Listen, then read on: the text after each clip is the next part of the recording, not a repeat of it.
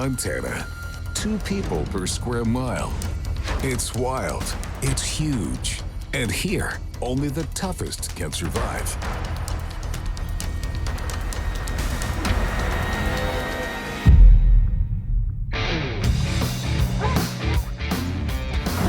Rick and Nathaniel are big game hunters.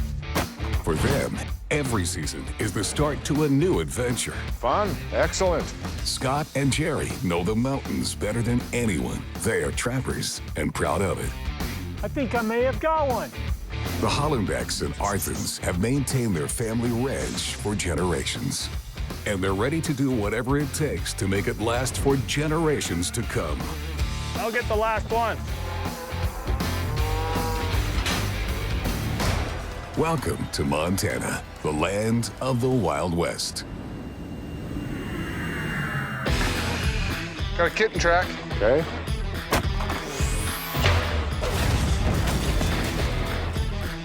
Oh my gosh, big herd elk. Wow. Soft as a flannel diaper.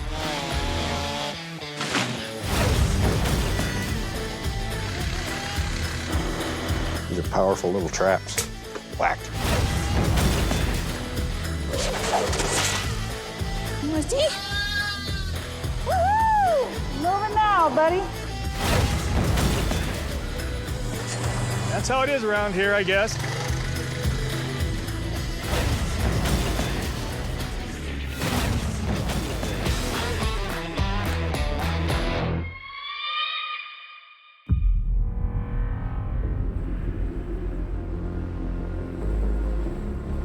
In Montana, winter is not only a challenge for the men and women who inhabit the state, but animals also have to withstand the cold, the snow, and the difficulty of finding food.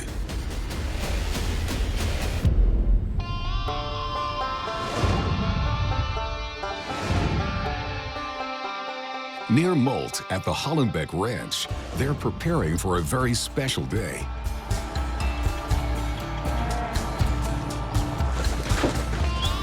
This morning, Henry, now with his Montana State Championship title in hand, leaves for Florida to compete in the United States National Rodeo Championship. Hey. You got a plane to catch? 2 minutes, I'll be over. 10 minutes? 2. 2 minutes. Okay.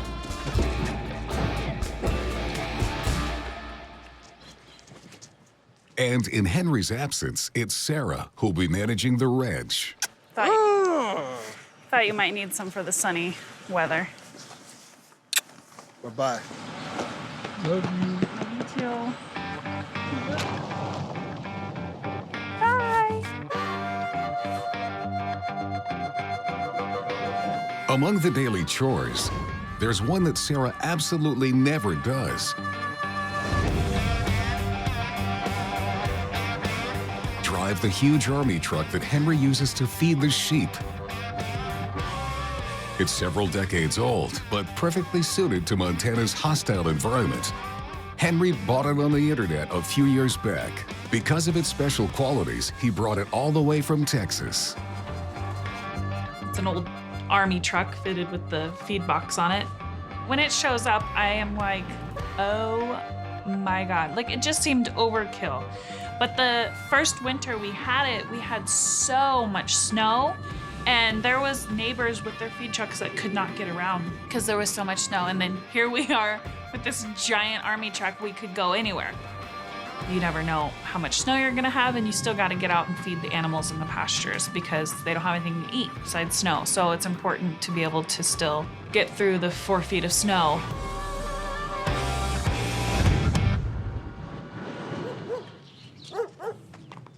But today, Henry isn't there, and the sheep have to be fed.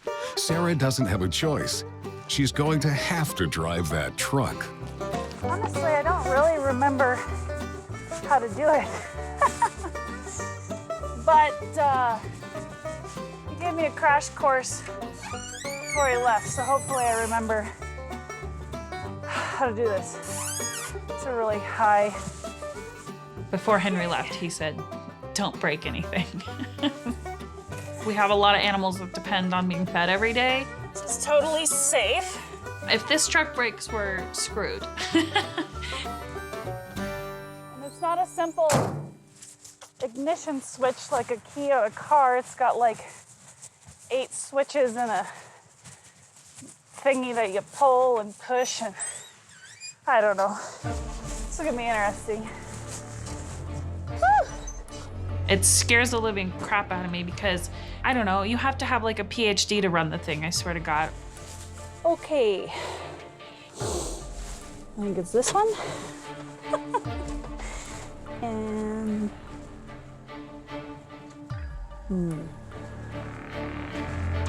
it's not working.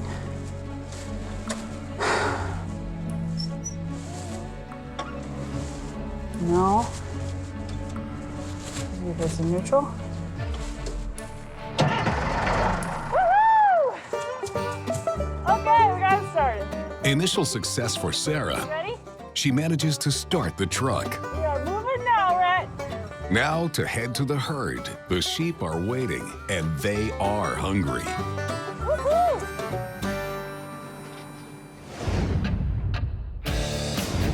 Once again, near the small village of Wilsall, 500 cows that belong to the Arthur family just faced a huge snowstorm. Since the beginning of winter, the herd has been confronted with catastrophic weather. Ron, the old rancher, and James, his son-in-law, with whom he manages the ranch on a daily basis, are worried about the survival of the cows and their future calves. This has been a very hard winter. I don't know how the cows will stand it either, to tell you the darn truth. I worry about that. I mean, when we're feeding them and stuff, during the winter, I go, well, I hope they have a live calf. I hope this works out, because we could have a heck of a wreck on our hands on the other end. The health of the calf will be determined by how good their nutrition is. And if the cow is on a fairly high plane of nutrition, she'll produce a good, healthy calf. Otherwise, it might not be so good. Every day, Ron and James have to distribute food to all the cows in the herd, which are scattered in small groups on the 5,000 acres of property. It's an enormous job for the two cowboys, regardless of whether they're using a pickup truck or a tractor. We fed them their full ration of hay, and then we fed them pretty much a full ration of sprout to keep them warm so they can bed down on it at night and stuff and eat some of it. And I think that helped them get through it. It kept their energy levels up. I feel pretty fortunate that it looks pretty good so far.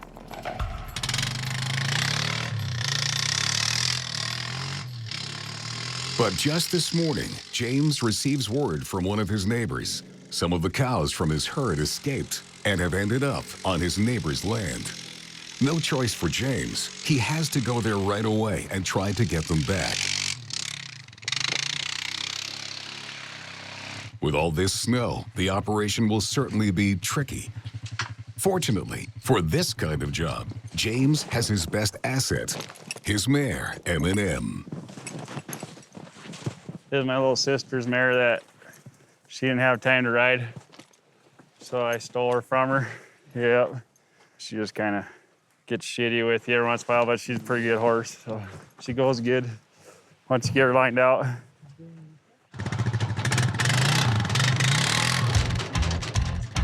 James takes a moment to bring the four-wheeler that Ron will use to help him. His father-in-law is in town for the morning, but he will soon join them at their neighbor's land. However, James does need to get there first.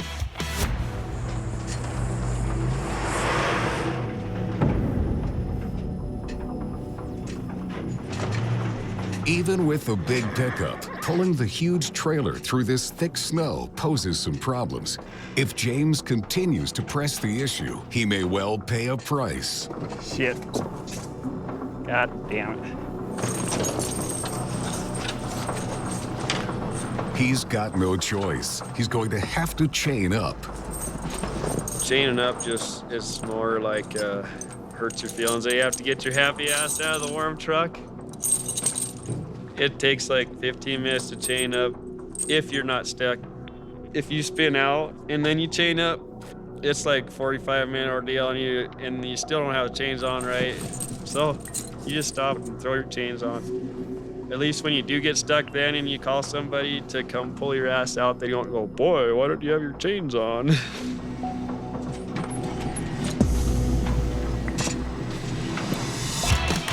A successful mission for James. Now it's time to go to the neighbor's house to try to get his cows back in the middle of a snowstorm. Now, in the Beartooth Mountains, Rick and Casey have embarked on a mountain lion hunt. Norm, a friend of Casey's, spotted animal tracks at the edge of a wood. A big male who likely weighs more than 150 pounds. Well, this is lovely. The hunters release the dogs, and Norm tries to follow them. Excellent. Casey and Rick are right behind him.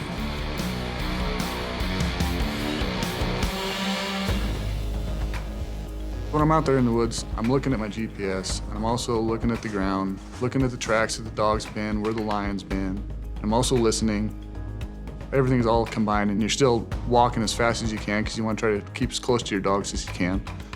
It's pretty exhilarating, just trying to keep all that stuff in your mind and thinking about what's going on, what you need to do.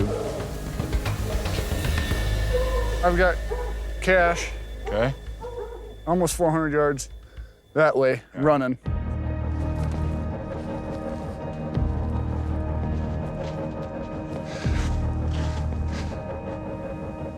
For now, the two hunters manage to follow the pace, but walking through the forest is becoming increasingly difficult.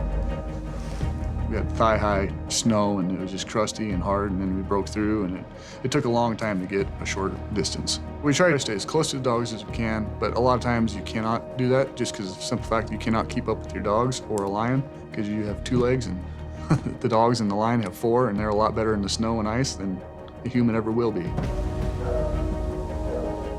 The dogs begin to move quickly.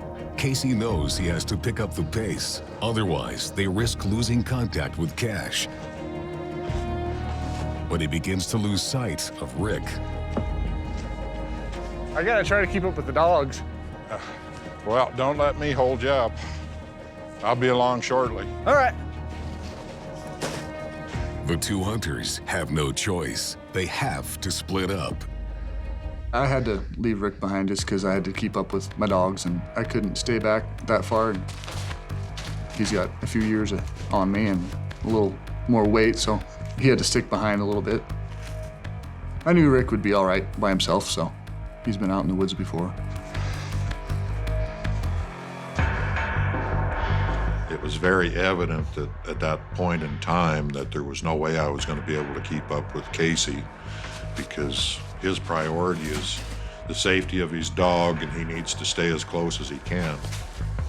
It's part of the challenge. At 62 years old, I just don't go as fast as I used to at 35. Casey is following his dog's trail. On his first hunt for a mountain lion, Rick finds himself in the middle of the woods. He's going to have to fend for himself and keep tracking.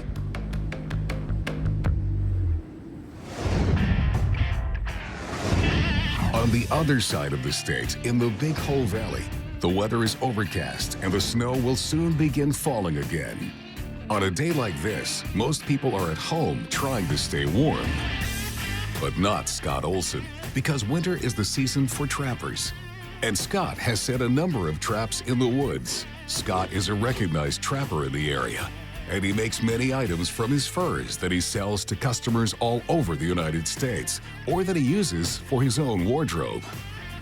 You can make a lot of things out of fur, from mittens. There's some of that leather that I tan, beaver, and then buffalo hides that you actually, when you wear them down, you can make coats. And my hat is what happens when you run into a wolf. You can actually gain quite a bit more monetary value by making articles. Something like this, the value of the hide would be $75 to $125. But turning it into a pouch like this, you have brain tan leather, we've got quill work on it to give it a little color, we've got some trade wool, we've got some pewter buttons, we've got more fringe down here. So something like this would go for about $250 to $325. Many species of fur-bearing animals live in the Big Hole Valley, and winter is the perfect time to catch them. If it's beaver, if it's pine marten, if it's wolverine or badger or coyote, all of those animals have more fur. They're trying to stay warm too. So the density of the fur gives it that silky quality that will give it a higher value and make it look a lot nicer. The other thing that the snow allows me to see is the animal tracks and see where they're moving. So you can kind of tell where the paths are and how much activity is in a certain spot. There he is again, coming through. He's wandering towards the trap. That's good. So winter definitely gives you better fur, gives you better tracking ability, and you can come up on it. They're hungry. They're more likely to come to your bait because of hunger than they are in the summertime where food is more plentiful. This year, Scott decides to focus his efforts on the pine marten, a small, shy animal with very silky fur that he hasn't trapped in a while. At the beginning of the winter, Scott set a goal of catching 6. Enough to make the items for his customers, but not too much to threaten the numbers of the species in the region. Whenever you go after a certain targeted animal, the sets are different, the scents are different, the habits are different, and so each one creates kind of a unique challenge. At the beginning, you really don't know how many pine marten are even there. Concentration, they're a very elusive animal. Since my goal was 6 pine marten to trap, I laid out 6 different sets that were in different parts of the property. Since the beginning of winter, Scott has already caught 5 pine marten, so today is a special day. If he finds an animal caught in his traps, his season will be over. Pine marten are very inquisitive animals. There's little ribbon out of wool hanging here to kind of entice the pine marten to check it out. There's mesh on the end here so the pine marten can come in the other end and see the meat at this end. Since pine marten like beaver, we're gonna put a little beaver bait on here, which is a castor gland out of a beaver, and we mix it with a little cinnamon. So it's something you don't want to get spilled on yourself. Pop this open, break off a little twig, put it down in there, and makes your lips curl. Get a little scent on it. Doesn't take a whole lot because it's so aromatic. And then we're going to just leave that stick sitting there so that it can waft through the air and attract the pine marten. But the day starts badly for the trapper. Wherever he goes, his traps are hopelessly empty. Nothing today, so we'll rebait. Make sure everything's sitting right. Still got meat inside. That'll clean your sinuses. Well, it looks like today wasn't any action in this trap. We've had quite a bit of snow the past week.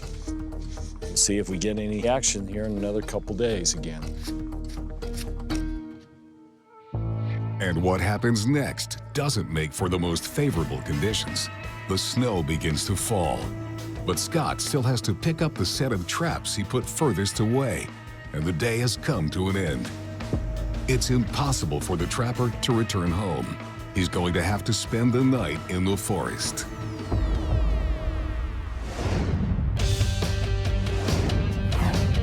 Near Molt, on the Hollenbeck Ranch, Sarah and Rhett are in a huge army truck driving through the ranch. They arrive at the herd of sheep they have to feed. You having fun? Sarah has managed to start the truck that she usually never drives. Now, she has to activate the feeding system to distribute the food to the sheep through a door on the side of the vehicle. There's literally like 10 switches and pulls, and you have to do it in a certain order, and then sometimes you have to press the gas and then pull this levy and then put it back into neutral and then pull that levy and then press the gas again. And how do you remember that unless you're doing it every day? Hi, ladies.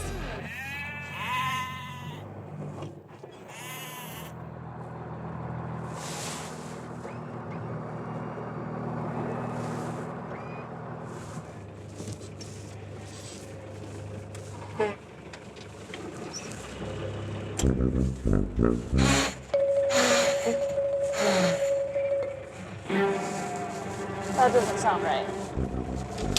Neutral. Pull this up. Deer.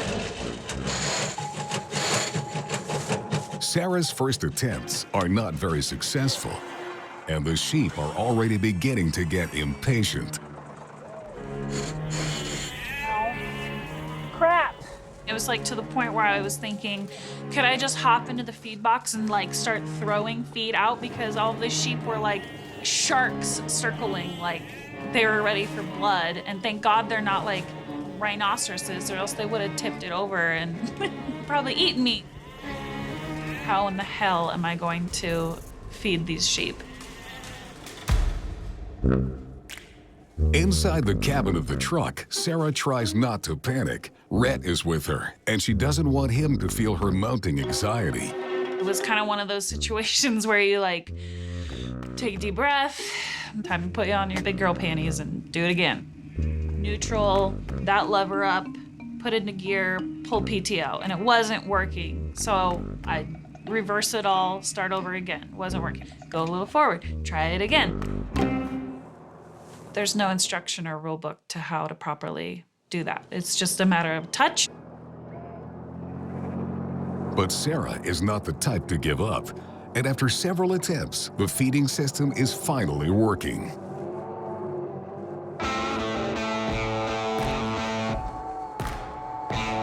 Woo! Moving now, buddy. It works, thank God. And hopefully I didn't break anything. You driving this thing? Sarah now has to drive in front of the sheep without stopping the truck. She makes a circle in the field to distribute the food behind her and to ensure that all the sheep are able to reach some of the food. I'm just like, you know, almost closing my eyes and praying, like, please keep moving, like, out of the way. Just go back where the feed is and start eating. Get out of my way. For Sarah, the operation has been a success. All the sheep are perfectly spread out, and the truck gradually empties feed for the entire herd. To me, it's like, all right, like I deserve a high five or something. Like, this is amazing. And I know Rhett will be proud of me once he gets a little older and thinks his mom is cool and not embarrassing, hopefully. Take a picture for Dad. Smile! That's the smiling. All right. Woohoo! Drive us home, buddy. The first mission was successful for Sarah and little Rhett. It's time to go home because the day is just beginning and they have a ranch to run.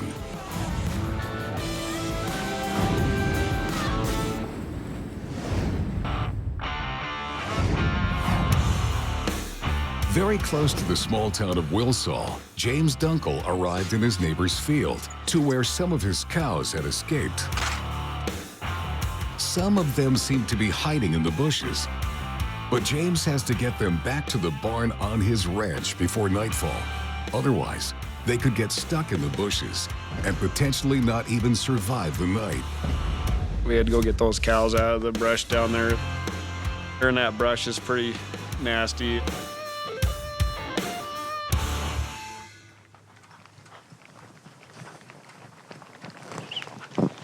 James chose to take his mare, M&M. She's particularly tough and never balks at hard work, even in the worst conditions. When you go gather a big pasture or something, they're a lot easier to get around quicker. Like they can outmaneuver a cow, whereas before you're always screwing around trying to get her cut off, you know. It's just the old school way to do it, I guess. Yeah. Aided by his dog Ollie, James starts to round up all the cows. Right there. Hey, Ollie, right here. But some venture even deeper into the bushes, and James cannot do anything to stop them. Ollie, dog, come here. It's pretty tough when you're handling cows with short help. You just kind of go with what they're doing and push them the way they want to go. Hey, girl, let's go. I'll head out in once, and then try to turn around on you or whatever. Come over here. Ollie, come here. Hey. Ollie, come here.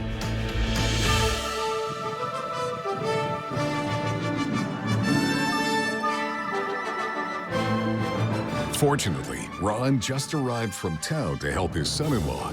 Ron prefers a good old four-wheeler to work with the cows.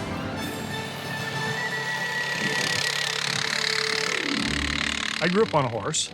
I do like to ride a horse too. I don't trust them as much as I used to, and I just got used to the four-wheeler. It's what I'm comfortable with now.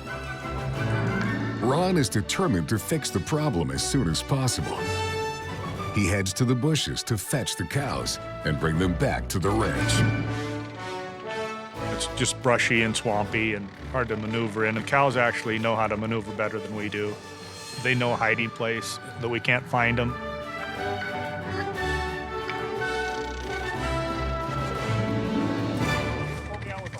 But Ron, despite all his experience, is brought back to the harsh reality of winter in Montana and suddenly finds himself at a standstill. I did get stuck on the four-wheeler in the brush down there, and James' four-wheeler doesn't have a perfect reverse in it. His reverse is a little messed up. I couldn't get it in reverse. I was in a pretty bad spot, right in the brush.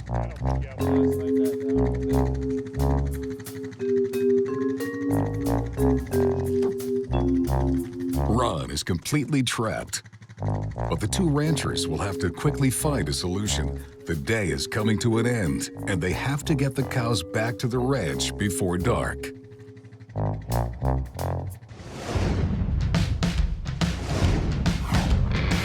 In the meantime, in the Beartooth Mountains, Rick and Casey are following a mountain lion track, a big male over 150 pounds. The dogs are chasing him, and the pace is way too fast for Rick, who had to let Casey go. Rick's trying not to get too far behind. For a few minutes, he tries to follow Casey's footsteps in the snow. But very soon, the old hunter can no longer tell which tracks are the right ones. He decides to change his strategy. I just followed the noise. There were times I'd have to stop and listen for the barking of the dog, and then adjust my course to intersect where that was. It changes direction a lot of different times because the lion that's being chased is trying to get away, and he will take whatever course according to the topography that he can to get away. The dogs are a few hundred yards away from him, and suddenly the barking changes tone. Sounds like the dogs have the cat in the tree down here. I'm hopeful. I definitely could tell the difference that dog had the cat in a tree just by the pitch of the bark. It was exciting because I knew I was getting close. My concern was just being able to be close enough to be there when the cat was in the tree. The atmosphere in the forest suddenly changes. The barking abruptly stops. Everything went silent, and there was no more dog barking. At that point, I thought something's not right. I was off Casey's track with no sound from the dog. I was kind of at an impasse as to what to do. Rick tries to listen to noises so that he can orient himself, but all he hears is complete silence. I didn't really know what I could or should do. At that point, I had no choice but just to wait.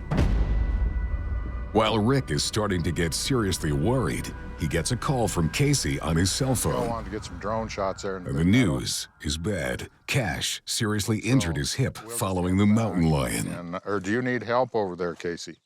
Casey explained to me that Cash was in pretty bad shape because Casey was having to pack him by hand to get him back to his four-wheeler so we could get back to town and get him to the veterinarian. Yeah, but apparently Cash went off a cliff. Sounds like he's got internal injuries.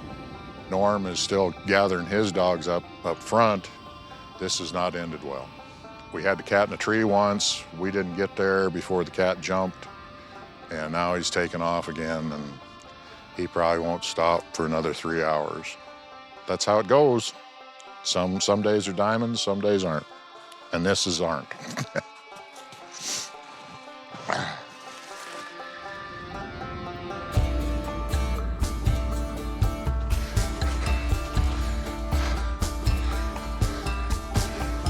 Rick has to get back to the ATVs as soon as he can. But while the hunter is trying to find his way through the woods, Casey has already arrived at the vehicles. He tries to give first aid to his dog. He wasn't bleeding or anything, and they didn't have any bones poking out anywhere. So we were lucky with that, but he didn't want to move anymore. I could definitely tell that something wasn't right. He's my number one priority when we're out in the woods, is making sure he's all right. He's a best friend, so. My main focus was getting him out and getting him back to where he can get checked in on.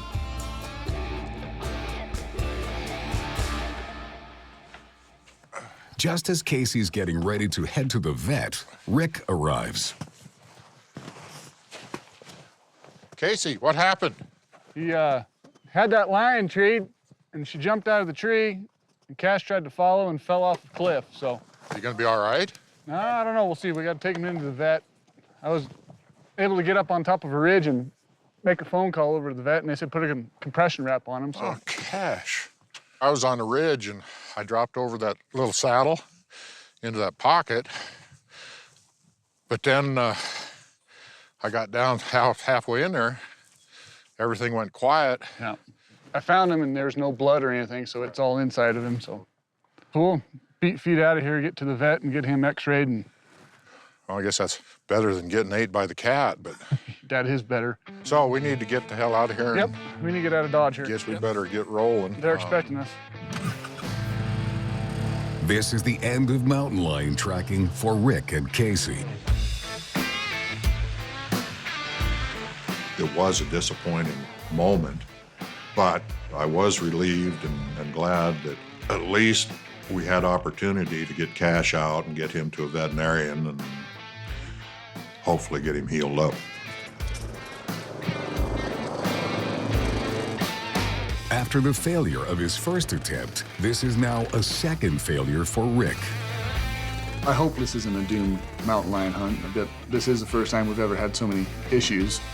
Okay, is my bed ready?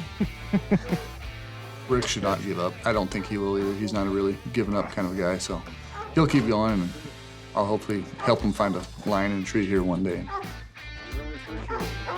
Sometimes you're successful the first time you attempt something. Sometimes it takes years to ever see that success become a reality. It's part of the full circle of the outdoor lifestyle. I definitely want to continue to try to pursue this. There's no guarantee that you're gonna get an animal when you're hunting. You're fighting Mother Nature, you're fighting elements. It's just the way it is.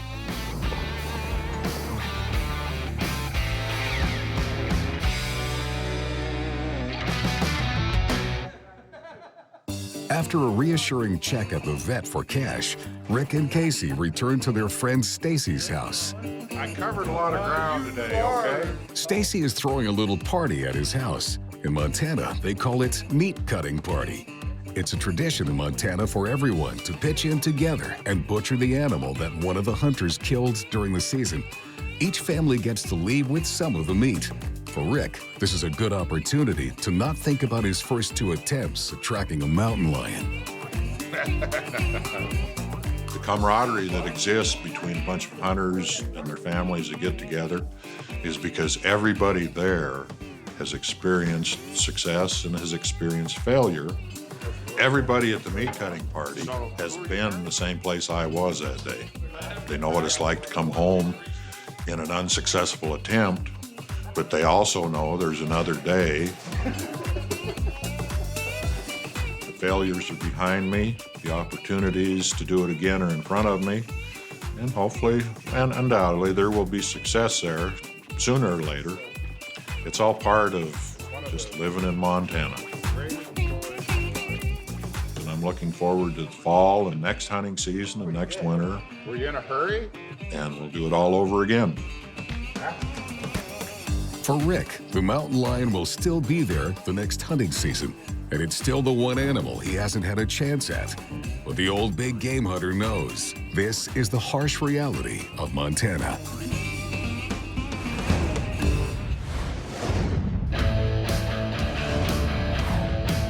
Close to the small town of Wilsall, James Dunkel and his father-in-law Ron Arthen are trying to recover some of their escaped cows. They took refuge in the middle of the bushes in one of their neighbors' fields. But while he was trying to access the area with his four-wheeler, Ron got it stuck in the snow. Now it's impossible for him to get out by himself. Fortunately, James is on horseback, and he's going to prove to his stepfather that his mare, M&M, is much better than a good old four-wheeler. Snow is pretty deep down there, and the horses get around the brush a lot better. Like, you can pretty much go anywhere a cow goes with them. So yeah, a horse outdoes a four-wheeler down there pretty good.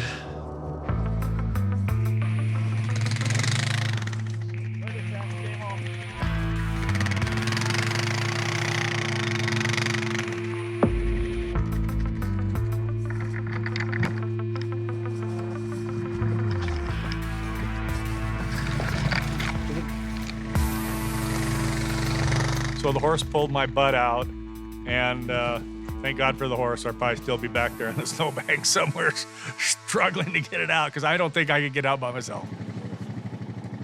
After this setback, the two cowboys now have to find all the cows that had the time to escape. Okay. So we can just go out that way again, Ron? Try that way? Yeah. Fine with me. They're gonna want to try to go straight north. I'm not going out this way, but Yeah, it's easy. You'll be able to get out here somewhere. I'll go down this way to get out of here till we get to the open. Probably right I out have no through. idea where the cows went.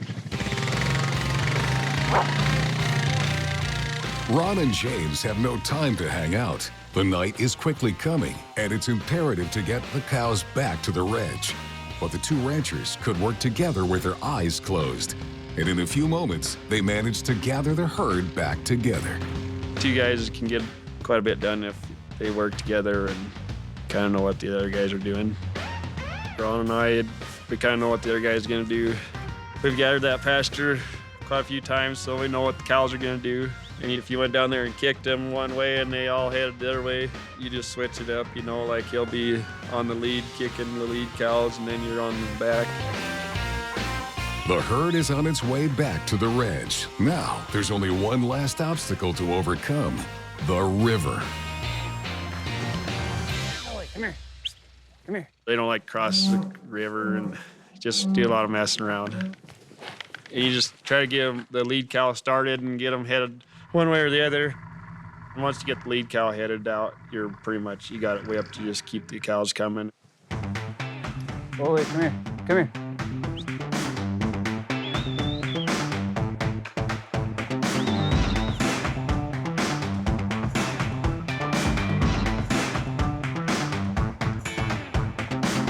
James and his dog Ollie managed to cross the river and get to the cows that escaped.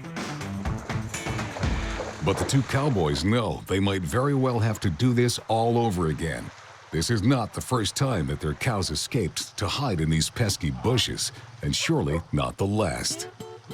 That brush down there has always been a problem. Summer, winter, whenever, they hide. You don't know if you even have them all. You wonder if, you think you do, but you go do work the cows and you look back down, oh, there's like 12 more down there. But whatever, a lot of brush, a lot of cover for them. There's like 3 ways to come out of there, and you just head them for whichever way you can get them to go that day. Yeah. A lot of times you make an adjustment. James was gonna go that way. We ended up going that way. Yeah. So that's the way it is. Yeah. That's cowboying when they do. Yeah. There was a couple different trails and I picked the wrong one. And kind of hit a branch underneath me, and I centered on the snow on a branch, so I was hopeless. I'm puppy stuck again here in about a minute, so see how this turns out.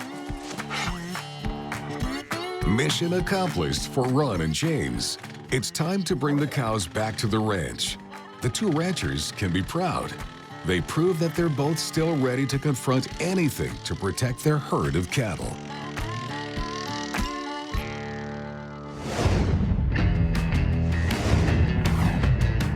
In the Big Hole Valley, Scott Olson is still in the forest.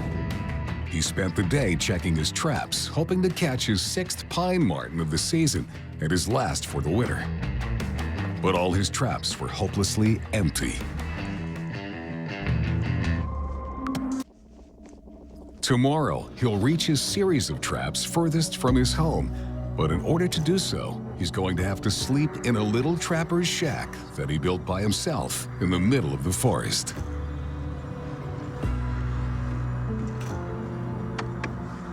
Whew, it's been a long day out there running the line. Marten lines are sometimes many miles long. In the old days, man had to be prepared to spend the night out in the woods. And so these marten line shacks were built. This particular shack I discovered in the woods, and there was about 3 logs left, just enough to form an outline. So I used that as a basis to reconstruct a pine marten shack of my own. I think this will be my home tonight. But before sleeping, Scott has to do what any trapper must do before spending the night in the forest: make a fire. First mission, gather enough wood to feed the fire until the next morning. This is absolutely necessary in order to survive the minus 30-degree temperatures. I always have my flint and steel with me so that I can make a fire, get out of the wind, get out of the cold, get my mind clear, and then tackle nature again on another day. I've spent nights in this sod roof cabin at 30 below and even colder than that. I built a small fire in the center. I'm in the still air, so no wind can get to me. And so it doesn't take a very big fire to stay nice and warm.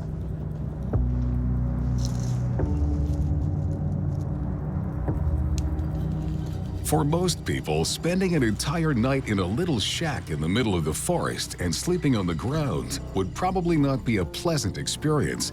But for Scott Olson, it's what he likes to do most. For me, comfort is being at one with nature. I wasn't born to live in the modern comforts.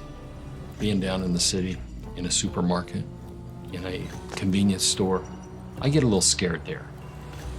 When I'm up in the woods, what makes me feel at home?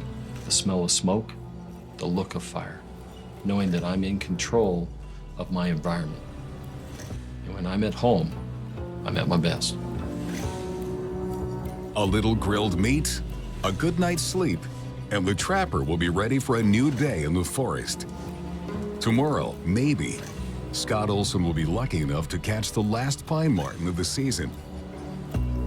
But if his traps are still empty, he'll come back for sure, and he'll be ready again to sleep in the middle of the woods, where he feels most at home.